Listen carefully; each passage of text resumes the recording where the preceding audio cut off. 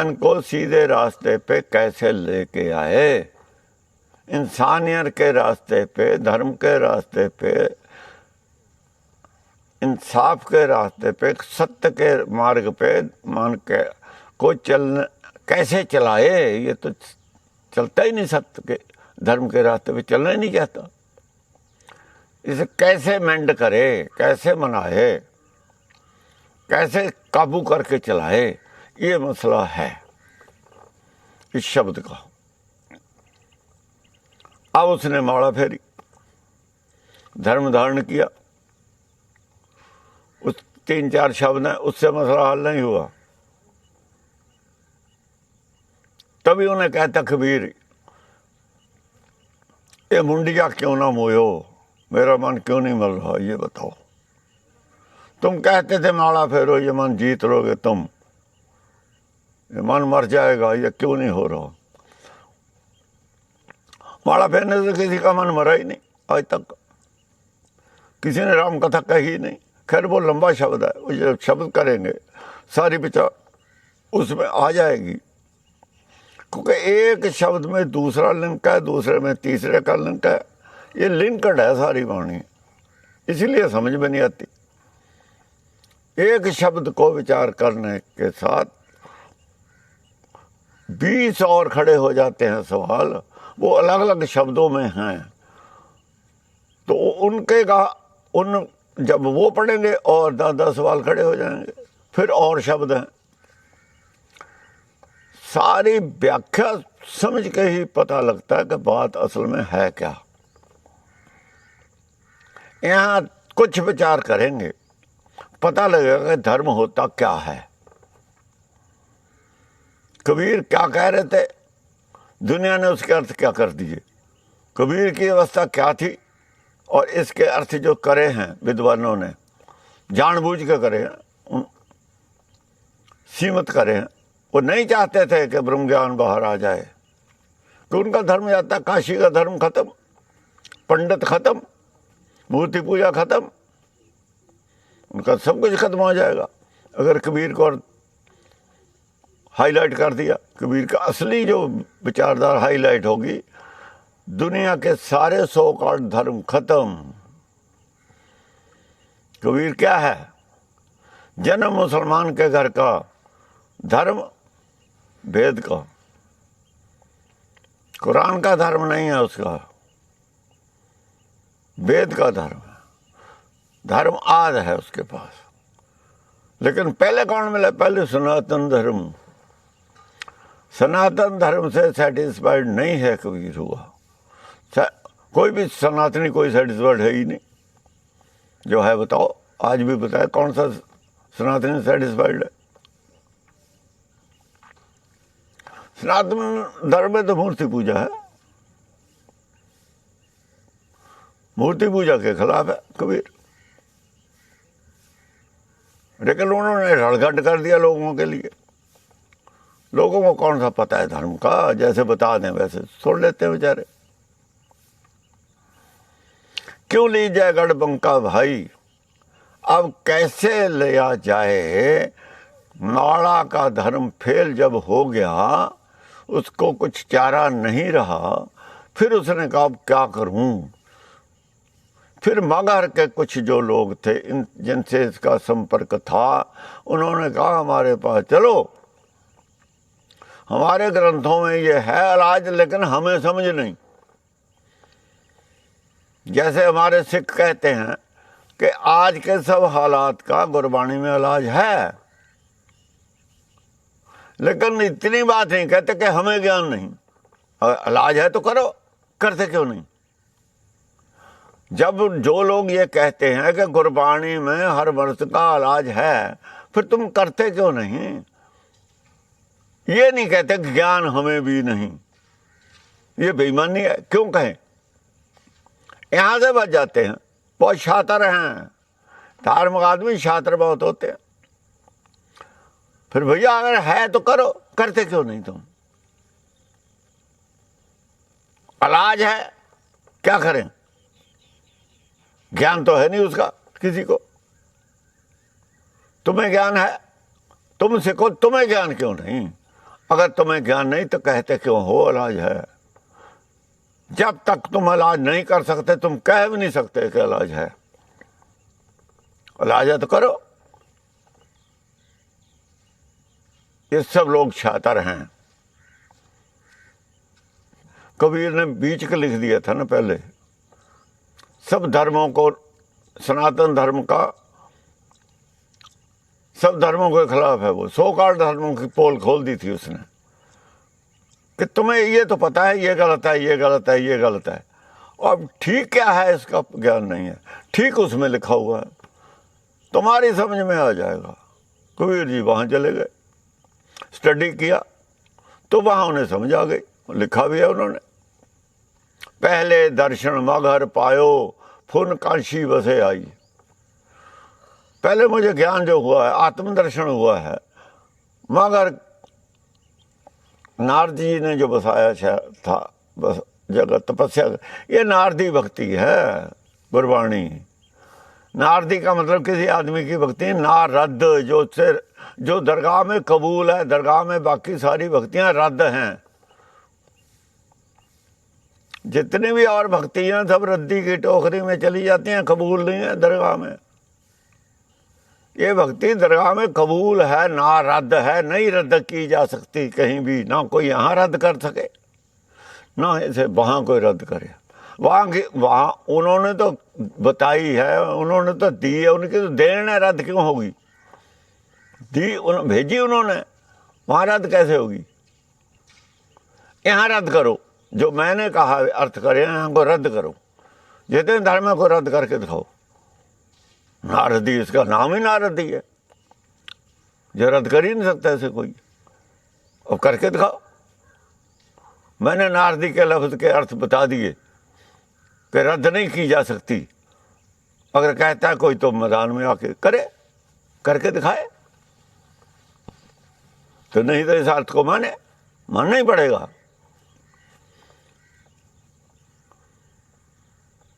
तो उन्हें समझ आ गई। फिर वो काशी में आए हैं। फिर जो इनका गुरु था ना रामानंद, उसको जब बताया वो भी मान गया, ईमानदार आदमी था। वो भी मंदिर जाना छोड़ गया। उस शब्द में लिखा हुआ है, वो कबीर, यहाँ हमारे गुरु चेला नहीं होता, इस वक्त में गुरु परमेश्वर ही है। यहाँ साक्षी होता है, गुरुदेव होता है, ज्ञान देने वाला टीचर होता है। जब समझा दिया उसे, उसने भी छोड़ दिया। उसका एक शब्द है गुरबाणी में, गुरु ग्रंथ साहब में। तो जो लोग ये कहते हैं कि रामानंद उसका गुरु तक गलत बोल रहे हैं, बकवास कर रहे हैं, वो बेईमान लोग हैं। वो अब भी जो कह रहे हैं,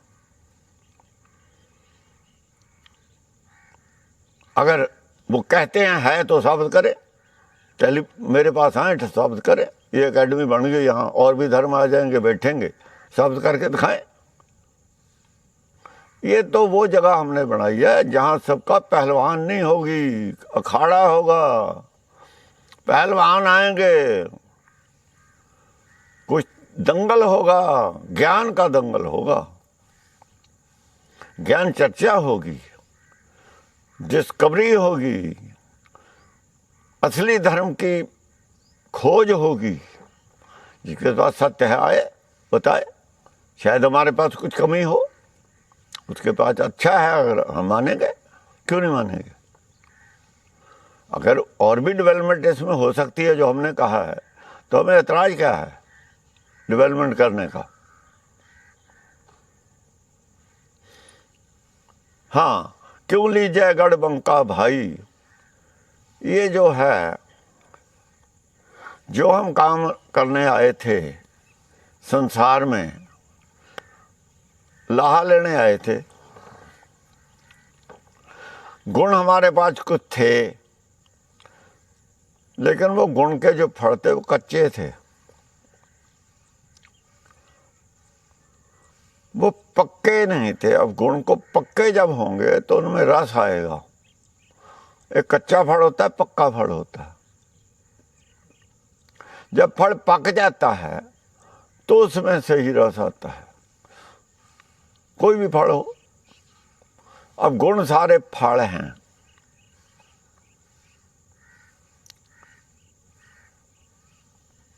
सारे गुण पक जाएंगे जब, तो उनमें से जो रस निकलेगा वो नाम का रस है। सब गुणों का जो रस होगा ना, अपगुण नहीं होगा कोई उसमें। अब गुण और अवगुण दोनों हैं हमारे साथ। अब जब अवगुण और गुण हम निचोड़ते हैं, ये जो कथावाचक हैं उनमें अवगुण भी हैं, अब जो निचोड़ देते हैं उनमें अवगुणों का रस भी है, गुणों का भी है, मिला जुला रस है। ऐसे ही सारे धर्मों में है रस जो दे रहे हैं। ग्रंथों में नहीं है, कुरान में नहीं है। कुरान में कुछ और है, लेकिन जो कुरान के अर्थ करने वाला है उसमें अवगुण है। कसूर अर्थ करने वाले का है, कुरान का नहीं है। यहाँ गुरबाणी का नहीं है, गुरबाणी में ठीक है, जो अर्थ करने वाला अवगुण उसके पास है। जब वो तत्व निकालता है तो उसके अपने जो अवगुण है उनका तत्व भी उसमें मिक्स होकर चला जाता है। जब अवगुण नहीं रहेगा अंदर कोई, तो तत्व आएगा गुणों का। फिर ये गुण वाणी है सारी। गुरबाणी को गुण वाणी कहा है। गुणों का रस जो आएगा, जब आएगा रस वो निकाल सकता है जिसके अंदर गुण ही होंगे, अवगुण नहीं होगा। नहीं तो उसके अवगुण का रस उसमें मिल जाएगा, अपने अवगुण का रस मिलेगा।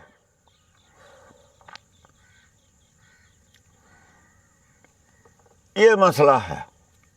इसलिए कहा था कि वाणी बिरलो विचार से जे को गुरमुख होए। गुरमुख में अवगुण होता ही नहीं।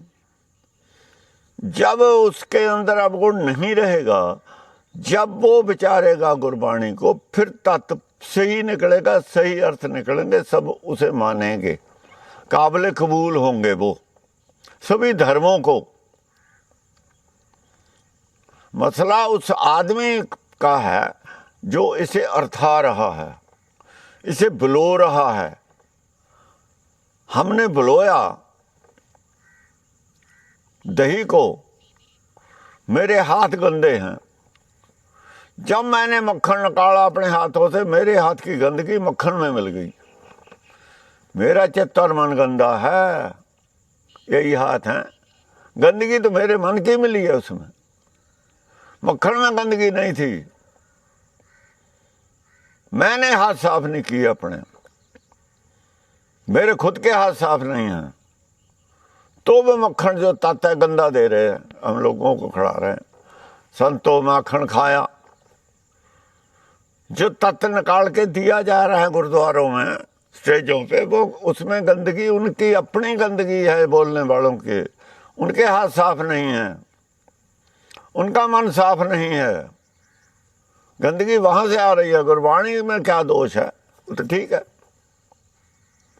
सहज अवस्था उनको नहीं है, बिलोने वालों की अवस्था सहज नहीं है, उनके अंदर टकाव नहीं है, उनके अंदर सत्संतोष नहीं है, संतोष नहीं है। तो संतोष नहीं है तो गंदगी है। जहां संतोष नहीं उसे माया है, माया ही गंदगी है। माया की भूख है, माया की इच्छा है, वो चली जाती है। मनोकामना पूरियां करने की बात चली जाती है। मसला ये है, गंदगी तो हमारे अंदर है ना। साफ तो हमने अपना पहले करना अंदर, वो हमने किया नहीं, लोगों को बांटने लग गए। वही गंदगी लोगों को बांट दी हमने जो हमारे अंदर थी। गंदगी तो हमने बांटी है, क्योंकि हमारे अंदर की गंदगी गई है वहां। गुरबाणी में थोड़ी ऐसी चीज है कोई, मिक्स कर दी हमने, अर्थों के अनर्थ कर दिए।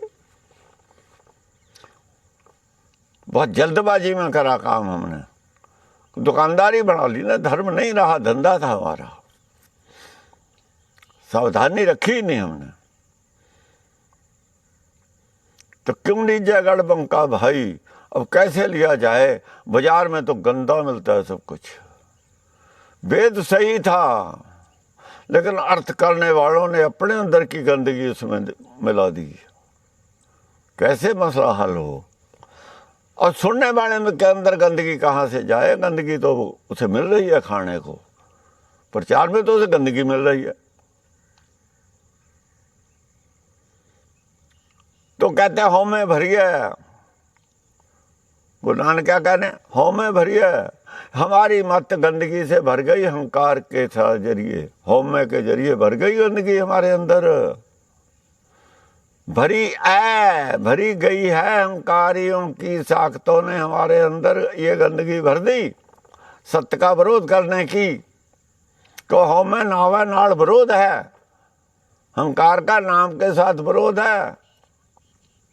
वो गंदगी अहंकार नहीं चाहता अंदर रहेगी, अहंकार ने गंदगी भर दी। अब अहंकार युक्त साख्तों के अर्थ से ही, हौमे से ही वो गंदगी धो रहा है। हौमे युक्त जल है, धोने वाला जो प्रचार है, जिस प्रचार से हम धो रहे हैं गंदगी को, उसमें तो अहंकार मिला हुआ पीछे से आ रहा है। हमारी सप्लाई के पानी में तो गटर का पानी मिलके आ रहा है। जब आई गटर का पानी मिलके रहा है हमारी सप्लाई में, रसोई में, तो मैं तो वही पियेंगे, वही खाएंगे, क्या करें, कहाँ से लाएं? ये गटर का पानी भी आ रहा है, गटर उनके अंदर है, अहंकार का प्रतीक है। ये मसला यहाँ खड़ा है। गटर किसने बनाया है?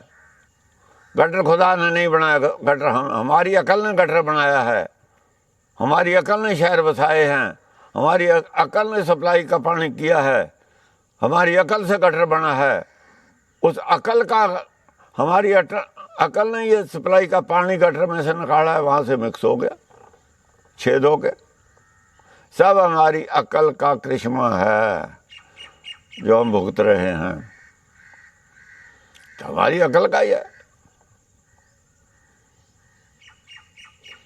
इसलिए जो संत लोग होते हैं शहर से दूर चले जाते हैं, वो कुदरत के साथ मिलकर रहते हैं।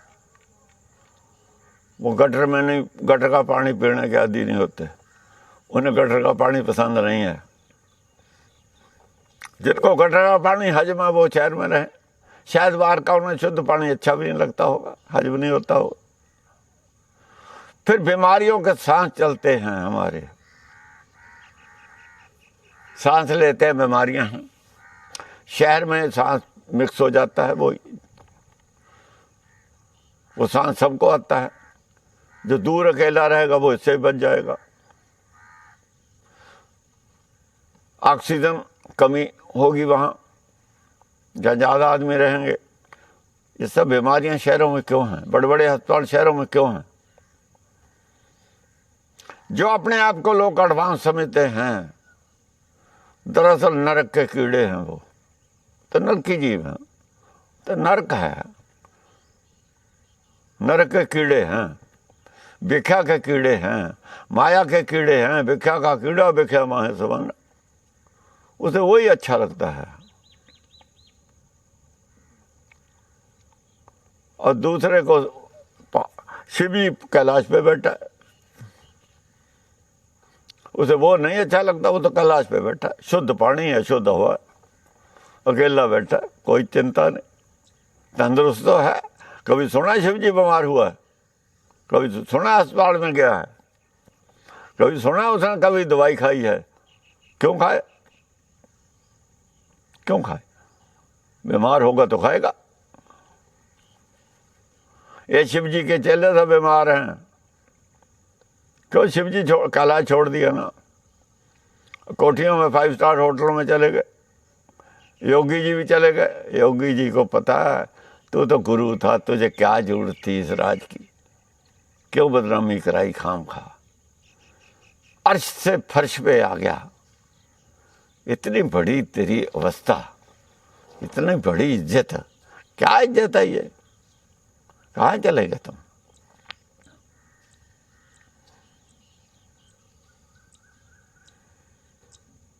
कहाँ? त्याग में जो मजा है, राज में मजा कहाँ है? त्याग का आनंद जो है राज में नहीं है।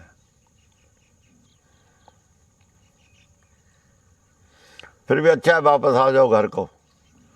जितनी नहाली उतना ही पुण्य। यहाँ जस नहीं मिलेगा, जितना मर्जी अच्छा करो अपजस ही देंगे लोग ये। इसलिए तुम भी अपने गढ़ पे कब्जा करो, कब्जा किसी और ने कर लिया क्यों लीजिए गढ़ बंका भाई, ये गढ़ है हमारा, ये राज है, ये राज नहीं है जहाँ योगी चला गया बैठ गया। ये साख्तों का राज है, हमारा नहीं है।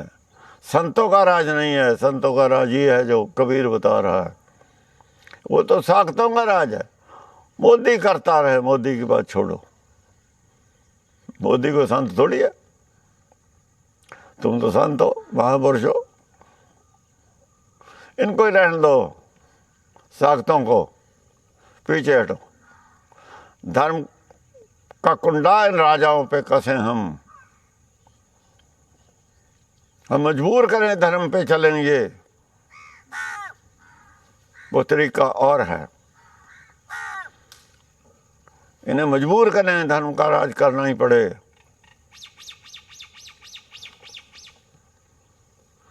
मजबूर करें अदालतों को, ब्यूरोक्रेसी को इंसाफ करना पड़े। जो कानून में कमियां उन्हें दूर करें।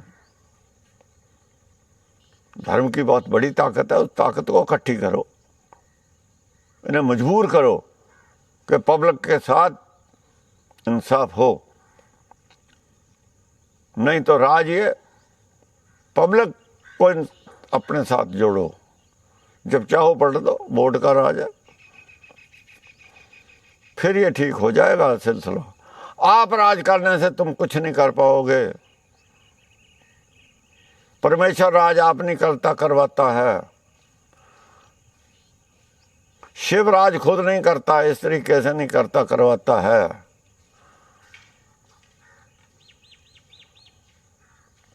उसको मत भूलो,